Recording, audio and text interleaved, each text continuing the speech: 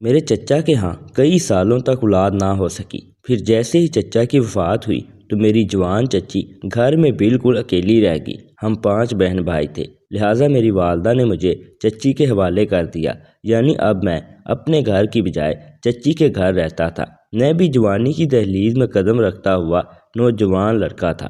پہلے مہینے تو چچی کا رویہ میرے ساتھ بہت ہی اچھا رہا، پھر آہستہ آہستہ ہمارے درمیان بے تکلفیاں بڑھتی چلی گئی اور اب ہم ایک دوسرے سے ہنسی مذاق بھی کرنے لگ گئے تھے۔ پھر ایک روز رات کے تقریباً 2 بجے کے قریب نہ جانے چچی کو کیا ہوا تھا کہ انہوں نے مجھے گہری نیند سے جگایا اور پھر بے قابو ہو کر پورے 2 گھنٹے آج میری چچی کا رو رو کر برا حال ہو رہا تھا۔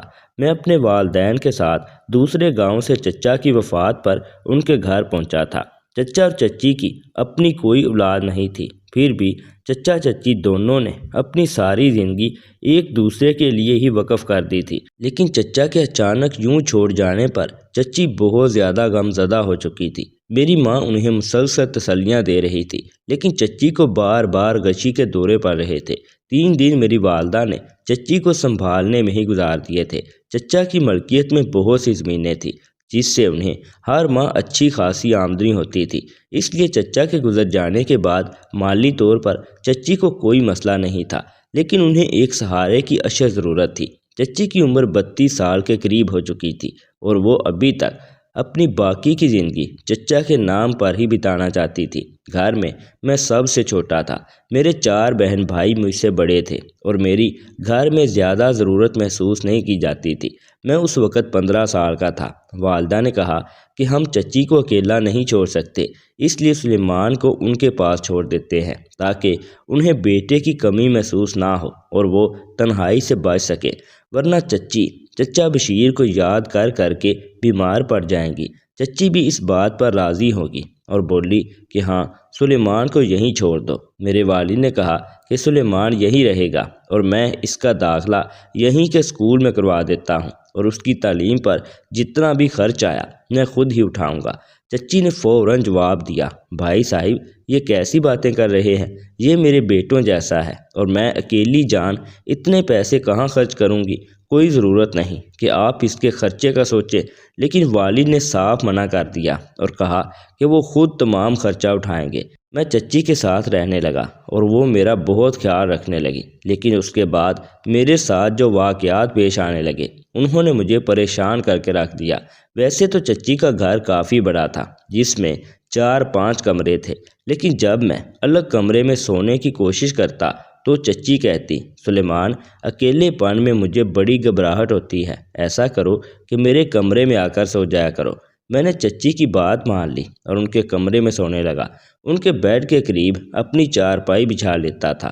نیند کا میں بہت پکا تھا کیونکہ صبح اسکول جانا ہوتا تھا، واپس آ کر اسکول کا کام کرنا ہوتا تھا اور پھر چچی کے لیے بازار سے سامان لا کر دینا اور چھوٹے موٹے کاموں میں ان کا ہاتھ بٹانا بھی میرا معمول بن چکا تھا۔ چچی سارا دن مجھ سے باتیں کرتی رہتی تھی، لیکن ایک رات جو کچھ میں نے دیکھا اس نے میرے ہوش اڑا دیے، پتہ نہیں کیوں، لیکن مجھے نیند نہیں آ رہی تھی۔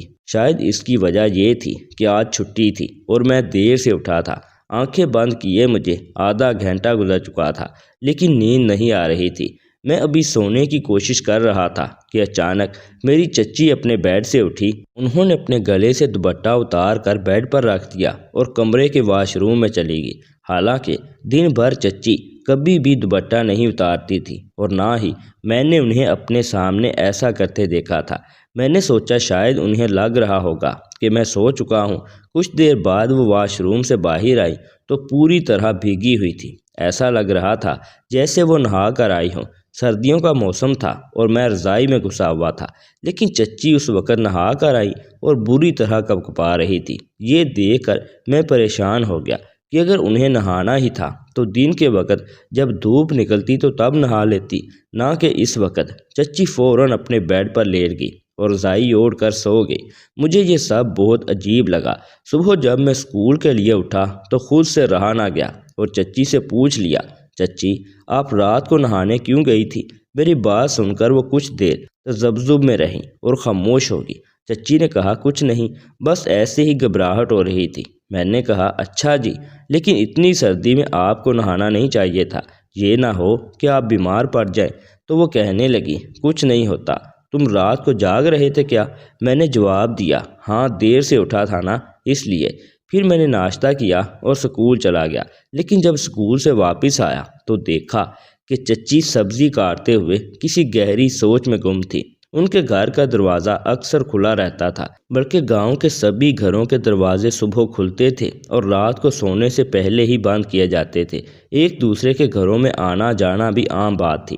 میں جیسے ہی گھر میں داخل ہوا تو دیکھا کہ چچی تخت پر بیٹھی سبزی کاٹ رہی تھی۔ میں نے سلام کیا، لیکن وہ اپنے خیالات میں اس قدر گم تھی کہ نہ میرا سلام سنا اور نہ ہی میری طرف دیکھا۔ میں ان کے قریب جا کر بیٹھ گیا اور کہا کہ چچی۔ یہ سن کر وہ بری طرح چونکی، کہنے لگی تم واپس آ گئے؟ کب آئے؟ میں نے کہا ابھی آیا ہوں۔ آپ پتہ نہیں کن سوچوں میں گم ہیں۔ پھر مجھے لگا شاید وہ چچا کو یاد کر رہی ہوں گی۔ میں کہنے لگا آپ اگر چچا کو یاد کرتی رہیں گی تو بیمار پڑ جائیں گی، اپنا خیال رکھا کریں۔ میری بات سن کر وہ مسکرا دی اور کہنے لگی اچھا ٹھیک ہے، ایسا کرو چلو جا کر نہا لو، میں تمہارے لیے روٹی بنا دیتی ہوں۔ میں نے کہا ٹھیک ہے۔ میں نے محسوس کیا کہ اب چچی ہر وقت کسی نہ کسی گہری سوچ میں گم رہتی تھی۔ پہلے تو وہ چچا کو یاد کرتے ہوئے مجھ سے باتیں کیا کرتی تھی، لیکن آج کل وہ بالکل خاموش رہنے لگی تھی اور ذرا سی آہٹ پر یوں چونک جاتی تھی جیسے کچھ غیر معمولی ہو۔ رات کو جب میں سو رہا تھا تو مجھے لگا کہ چچی نے مجھے دیکھا۔ میری آنکھیں بند تھیں، لیکن میں نے ہلکی سی آنکھیں کھول کر دیکھا۔ کمرے میں اندھیرا تھا، لیکن کھڑکی سے آتی چاند کی روشنی میں چچی کا سایہ واضح نظر آ رہا تھا۔ وہ میری چارپائی کے قریب آئے، شاید یہ دیکھنے کے لیے کہ میں سو رہا ہوں یا جاگ رہا ہوں۔ جب انہیں لگا کہ میں سو چکا ہوں تو وہ دوبارہ واپس چلی گئی۔ اس بار چچی پورے 2 گھنٹے بعد واش روم سے باہر آئی اور اس بار بھی نہا کر آئی تھی۔ میں حیران تھا کہ وہ واش روم میں اتنا وقت کیوں لگا رہی ہیں۔ اتنی سردی میں 2 گھنٹے نہانا کسی صحت مند انسان کے بھی بس کی بات نہیں ہوتی۔ جب وہ باہر آئی تو بری طرح کپکپا رہی تھی۔ ان کا پورا وجود ٹھنڈ سے لرز رہا تھا، لیکن پتہ نہیں وہ کیوں نہا کر آئیں۔ یہ سب دیکھ کر میں بے حد حیران تھا۔ وہی ہوا جس کا مجھے ڈر تھا۔ اگلے ہی روز جب میں اٹھا تو چچی مجھے ناشتہ بنا کر دینے کے لیے نہیں اٹھی تھی۔ جب میں نے چچی سے کہا کہ مجھے دیر ہو رہی ہے، ناشتہ بنا دیں، تو کہنے لگی کہ میرے جسم میں بہت درد ہے، مجھ سے اٹھا نہیں جا رہا۔ میں چچی کے پاس گیا اور ان کے ماتھے پر ہاتھ رکھا۔ وہ تو بری طرح بخار میں تپ رہی تھی۔ میں نے کہا یہ بخار آپ کو اس لیے ہوا ہے کیونکہ آپ رات کو نہاتی ہیں۔ آج رات بھی آپ نہانے لگی تھی اور پورے 2 گھنٹے بعد واپس آئی۔ یہ سن کر ان کی بخار سے بند آنکھیں بھی کھل گئی۔ کہنے لگی تمہیں کیسے پتہ؟ میں نے کہا چچی مجھے نیند نہیں آ رہی تھی، مجھے سمجھ نہیں آتی کہ آپ رات کو نہانے کیوں چلی جاتی ہیں۔ وہ اپنی آنکھیں بند کر کے کہنے لگی تمہیں نہیں بتا سکتی، تم ابھی بچے ہو، میری بات کو سمجھ بھی نہیں سکتے۔ پتہ نہیں کیا مسئلہ تھا اور کیا ہے۔ بہرحال میں نے اسکول سے چھٹی کر لی اور چچی نے جس حکیم کے پاس مجھے دوائی لانے کے لیے بھیجا، میں وہاں چچی کی کیفیت بتا کر دوائی لے آیا اور چچی کو ناشتہ بھی بنا کر دیا۔ انہیں دوائی پلائی۔ کچھ دیر میں ہی بخار کی شدت کچھ کم ہوئی۔ میں نے کہا دیکھیں، میں آپ کو اپنی ماں کی طرح سمجھتا ہوں، اس لیے مجھے آپ کی فکر رہتی ہے۔ آپ کیوں رات کو نہاتی ہیں؟ کہنے لگی کہا تو ہے تمہیں نہیں بتا سکتی، بہرحال میری وجہ سے تمہیں پریشانی اٹھانی پڑی۔ میں نے کہا کوئی بات نہیں چچی، میں نے آپ میں اور امی میں کبھی فرق نہیں سمجھا۔ کہنے لگی میں بھی تمہیں اپنے بیٹے کی طرح ہی سمجھتی ہوں، بلکہ تمہارے آنے سے تو میری یہ حسرت بھی پوری ہوگی کہ میرا کوئی بیٹا ہوتا تو تمہارے جیسا ہوتا اور تمہاری طرح ہی میرا خیال رکھتا۔ 2 دن میں اسکول نہیں گیا، چچی کی اتنی خدمت کرتا رہا۔ تیسرے دن ان کی طبیعت قدرے بہتر تھی، لیکن میں نے اپنا ناشتہ خود بنایا اور ناشتہ کر کے اسکول چلا گیا۔ لیکن جیسے ہی میں واپس آیا تو میری چچی رو رہی تھی۔ میں گھر کے اندر داخل ہوا تو میں نے کہا کہ چچی آپ کی طبیعت ٹھیک نہیں ہے، آپ کیوں رو رہی ہیں؟ کہنے لگی میرے بس میں نہیں ہے، لیکن مجھ سے برداشت نہیں ہوتا۔ میں نے کہا چچی آپ سے کیا برداشت نہیں ہوتا؟ کیا ہوا ہے آپ کو؟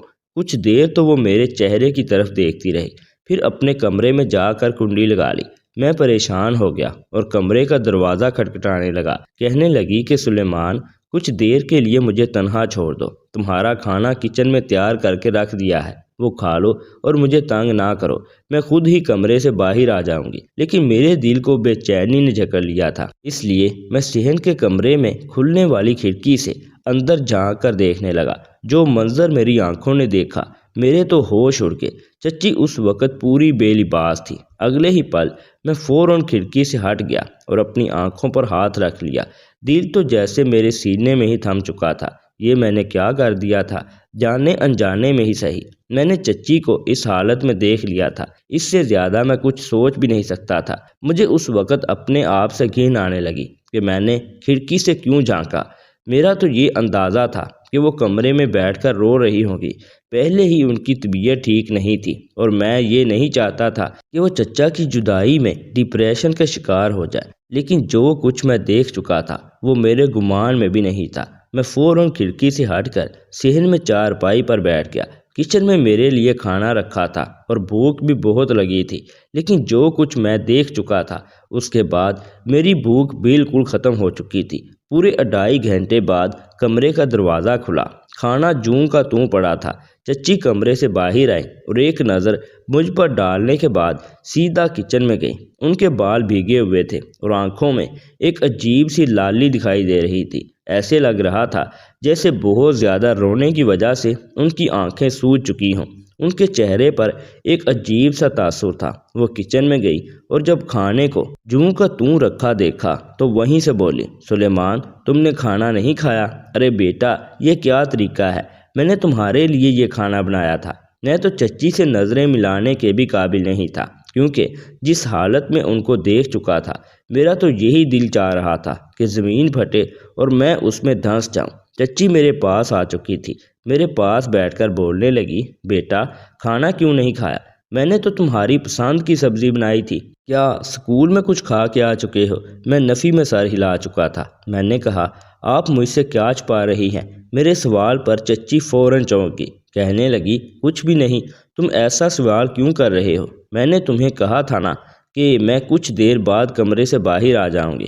میری طبیعت کچھ ٹھیک نہیں تھی۔ میں نے کہا نا میری مشکلات کو سمجھو، پھر کیوں تم مجھے ایسے تنگ کر رہی ہو؟ چلو شاباش کھانا کھا لو۔ لیکن میں وہیں پر رک گیا۔ کہنے لگا، سچ بتائیں آپ اتنی پریشان کیوں رہتی ہیں؟ پہلے تو آپ ایسی نہیں تھی جیسی اب ہو چکی ہیں۔ ذرا سی بات پر چونک جاتی ہیں اور پھر بوکھلا جاتی ہیں۔ میری باتوں کا ٹھیک سے جواب نہیں دیتی۔ آخر کیا مسئلہ ہے آپ کو؟ کیا میرے یہاں رہنے سے آپ کو کوئی پریشانی ہے؟ اگلے ہی پل چچی میرے منہ پر ہاتھ رکھ چکی تھی۔ کہنے لگی، سلیمان تم کیسی باتیں کر رہے ہو؟ میں تو تمہیں اپنا بیٹا سمجھتی ہوں۔ بس تمہارے چچا کی کمی مجھے بہت زیادہ محسوس ہونے لگی ہے۔ جب بھی تمہارے چچا مجھے یاد آتے ہیں تو میں اپنے جذبات پر کنٹرول نہیں رکھ سکتی۔ میری آنکھیں بھار آتی ہیں، میں رونے لگتی ہوں اور ایک عجیب سا تناؤ محسوس کرتی ہوں۔ یہی چاہتی ہوں کہ زیادہ سے زیادہ وقت اکیلے گزاروں۔ بہرحال میں یہ بات مان بھی لیتا کہ چچی چچا کے غم میں گھل کر ایسی ہوئی ہیں، لیکن کچھ روز بعد جو چیز میں نے نوٹ کرنا شروع کی وہ بڑی ہی حیران کن تھی۔ چچا کی جتنی بھی تصاویر پورے گھر میں لگی ہوئی تھی، یہاں تک کہ چچا اور چچی کے کمرے میں وہ ساری تصاویر چچی نے اتار کر ایک باکس میں بند کر کے اسٹور روم میں رکھوا دی تھی۔ کمرے میں صرف ان کی ہی تصویر باقی رہ چکی تھی۔ جب میں نے یہ منظر دیکھا تو مجھے بڑا دکھ ہوا۔ چچی سے کہنے لگا کہ چچی آپ نے چچا کی تصویریں کیوں اتار دی ہیں؟ کہنے لگی کہ کچھ نہیں بیٹا، تمہارے چچا کی تصویریں دیکھتی ہوں تو میرا دل دکھتا ہے۔ بار بار تمہارے چچا مجھے یاد آنے لگتے ہیں۔ میں اب ان کی یادوں کے ساتھ ساتھ زندگی میں آگے بڑھنا چاہتی ہوں۔ اگر میں یوں ان کی تصاویر کو دن رات دیکھتی رہی تو تم جانتے ہو نا کہ میری طبیعت مزید بگڑتی چلی جائے گی۔ بات بھی ٹھیک تھی۔ فی الحال کے لیے ان تصویروں کو اسٹور روم میں رکھ دینا ہی بہتر تھا۔ میں نے اپنے ہاتھوں سے ہی ساری تصاویر کو اسٹور روم میں ایک باکس میں بند کر کے رکھا تھا، مگر اس کے بعد چچی مجھے کافی خوش لگنے لگی تھی۔ ہر وقت سوچ میں تو گم رہتی، مگر اب تو کچھ گنگناتی بھی رہتی تھی، اپنے ہی دھیان میں مگن رہتی۔ پہلے سے زیادہ نکھری لگنے لگی تھی۔ ابھی بھی وہ نہانے کے لیے رات کو ہی جایا کرتی تھی۔ مجھے یہ بات بڑی عجیب لگتی۔ اب تو خیر موسم بھی کافی بدل چکا تھا۔ ایک رات میں سو ہی رہا تھا کہ مجھے چچی کی چیخ کی آواز سنائی دی۔ چیخ سن کر میں بوکھلا کر اٹھ بیٹھا تھا۔ اپنے بستر سے اٹھ کر جب میں نے بیڈ پر دیکھا تو چچی موجود ہی نہیں تھی۔ جب باتھ روم کی جانب دھیان دیا تو چچی شاید واش روم میں بھی نہیں تھی۔ ان کی واش روم کی لائٹ جل رہی تھی۔ مجھے یہ ڈر ہونے لگا کہ کہیں وہ واش روم میں گر تو نہیں گئی۔ میں فوراً سے اٹھا اور باتھ روم کے قریب گیا۔ جیسے ہی بول کر ان سے پوچھنے لگا تو اندر سے آنے والی آوازوں نے میرے کانوں کی لو تک سرخ کر دی تھی۔ مجھے سرگوشیوں میں باتیں کرنے کی آوازیں آ رہی تھی۔ سمجھ نہیں آ رہا تھا کہ وہ کیا کہہ رہی ہے، لیکن یہ صاف ظاہر تھا کہ جیسے وہ کسی سے بات کر رہی ہوں۔ گھر میں تو صرف میں اور چچی ہی رہا کرتے تھے۔ پھر آخر کس کے ساتھ وہ بات کر رہی تھی، یا پھر یہ میرا وہم تھا؟ اگلے پل پانی گرنے کی آواز بند ہوئی تو چچی کی ہلکی ہلکی کراہنے کی آوازیں مجھے آنے لگیں۔ یہ سب کچھ مجھے بہت عجیب سا لگ رہا تھا۔ میں معصوم ذہنیت رکھنے والا تھا، لیکن اس کے باوجود آنے والی یہ آوازیں مجھے کئی طرح کے وسوسوں سے دوچار کر رہی تھی۔ میں فوراً دروازے سے ہٹ گیا اور اپنے بستر پر آ کر لیٹ گیا۔ کچھ دیر بعد ہی چچی واش روم سے نکلی تھی۔ میں اپنے گرد کمبل پوری طرح سے لپیٹ چکا تھا کیونکہ چچی باتھ ٹاول میں ہی باہر آ چکی تھی۔ باہر آ کر انہوں نے اپنے کپڑے نکال کر بدلے تھے۔ تب تک میرا دل بری طرح سے دھڑک رہا تھا۔ کچھ دیر بعد جب میں نے دیکھا تو رات کے اس پہر چچی ڈریسنگ ٹیبل کے سامنے کھڑی اپنے بال بنا رہی تھی۔ وہ بڑی ہی لڑکھڑا کر چل رہی تھی، ساتھ ساتھ کرا بھی رہی تھی۔ آخر باتھ روم میں کیا ہوا تھا جو ان کی یہ حالت ہو چکی تھی؟ مجھے اب چچی پر شک ہونے لگا تھا۔ میں ان کو عجیب سی نظروں سے دیکھنے لگا تھا۔ جو محبت، احترام اور عزت میں چچی کو دیا کرتا تھا، اب وہ دھیرے دھیرے میرے دل سے کام ہونے لگا تھا۔ مجھے ایسے لگنے لگا تھا جیسے چچی پہلے جیسی نہیں رہی۔ ایک روز تمام تر سوالوں کے جواب بھی مجھے مل ہی گئے جب آدھی رات کو چچی اٹھی اور کوئی چیز اپنے دراز سے نکال کر واش روم میں لے جانے لگی۔ جیسے ہی چچی واش روم میں گئی تو میں بھی انہی کے پیچھے اٹھ کر چلا گیا تھا۔ پھر تھوڑی عجیب و غریب سی آوازیں آئیں اور بالکل خاموشی چھا چکی تھی۔ میں نے واش روم کے دروازے کو ہلکا سا دھکیلا تو حیرت کی کوئی انتہا نہ رہی، کیونکہ چچی دروازہ بند کرنا بھول گئی تھی۔ ڈرتے ڈرتے ہی صحیح میں نے تھوڑا سا دروازہ کھولا تو اندر کا منظر دیکھ کر حیران رہ گیا۔ چچی تو واش روم میں تھی ہی نہیں۔ آخر وہ کہاں جا سکتی تھی؟ جب اندر آ کر دیکھا تو سامنے روشن دان پر نظر پڑی۔ وہ روشن دان اتنا بڑا تھا کہ کوئی بھی اس روشن دان سے گزر کر جا سکتا تھا۔ میرے دماغ نے تو کام کرنا ہی چھوڑ دیا تھا۔ جیسے ہی میں نے روشن دان میں جھانک کر دیکھا تو دوسری جانب سیڑھیاں پڑی تھی۔ چچی آخر رات کے پہر کہاں جا سکتی تھی؟ میں نے وہ سب چیزیں تو وہیں پر رکھی، لیکن خود گھر سے باہر جا کر دیکھنے لگا۔ ٹھیک 2 گھنٹے بعد مجھے چچی ایک گلی سے آتی ہوئی دکھائی دی۔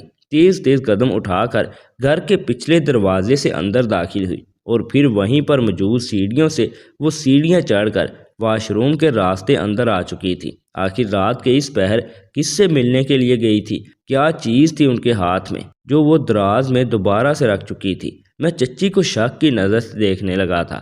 اگلے روز جب میں نے چچی کی غیر موجودگی میں ان کا دراز کھول کر دیکھا تو وہاں پر ایک چھوٹا موبائل پڑا تھا جو کہ بہت پرانا تھا۔ ہمارے ہاں عورتوں کو موبائل استعمال کرنے کی اجازت نہیں تھی، یہاں گاؤں میں تو بالکل بھی نہ تھی۔ میرے چچا بھی ذرا سخت مزاج کے تھے۔ یہ موبائل بھی چچا کا ہی تھا۔ میں نے آج سے پہلے چچی کے اس کمرے میں کبھی بھی تلاشی نہیں لی تھی، لیکن جب ان کا وہ موبائل اٹھا کر میں نے کال ہسٹری چیک کی اور دیکھا تو میری حیرت کی کوئی انتہا نہ رہی۔ اس میں غیر شناسا نمبر محفوظ تھا جو ہمارے گھر میں کسی کا بھی نہیں تھا۔ چچی اس پر گھنٹوں باتیں کرتی رہتی تھی۔ میرے ہاتھ میں ابھی وہ موبائل موجود تھا کہ چچی کی آنے کی آواز آئی۔ میں نے موبائل واپس رکھا اور کمرے سے باہر چلا آیا۔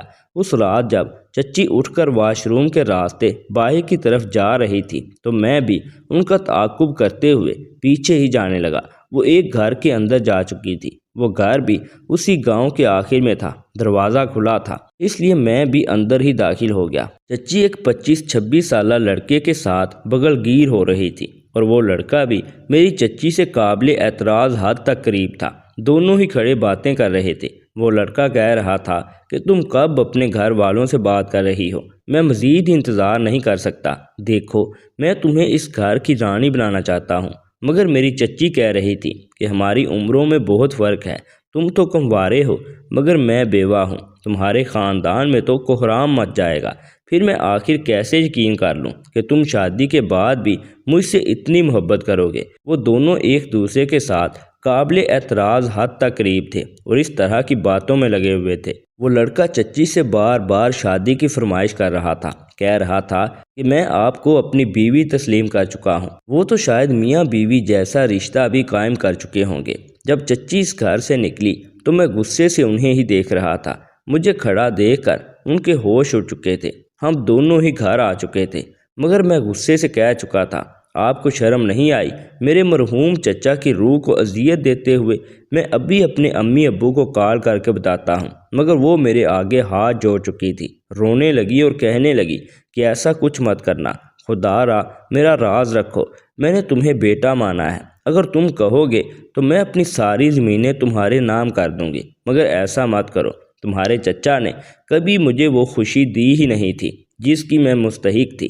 وہ تو کبھی مجھے وہ اہمیت دے ہی نہیں پائے تھے۔ جب تمہارے چچا حیات تھے تب بھی یہ لڑکا مجھے دیکھنے کے بعد یہی کہا کرتا کہ اگر تم کنواری ہوتی تو میں تم سے شادی کرتا۔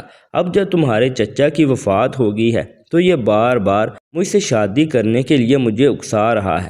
دل ہی دل میں بھی اس سے محبت کر بیٹھی ہوں، کیونکہ جو پیار تمہارے چچا نے مجھے دینا تھا وہ سب کچھ یہ لڑکا مجھے دے رہا تھا۔ میں اس سے شادی تو کرنا چاہتی ہوں، مگر معاشرے سے ڈرتی ہوں کہ لوگ کیا کہیں گے۔ چچی کی بات سن کر میں خاموش ہو چکا تھا۔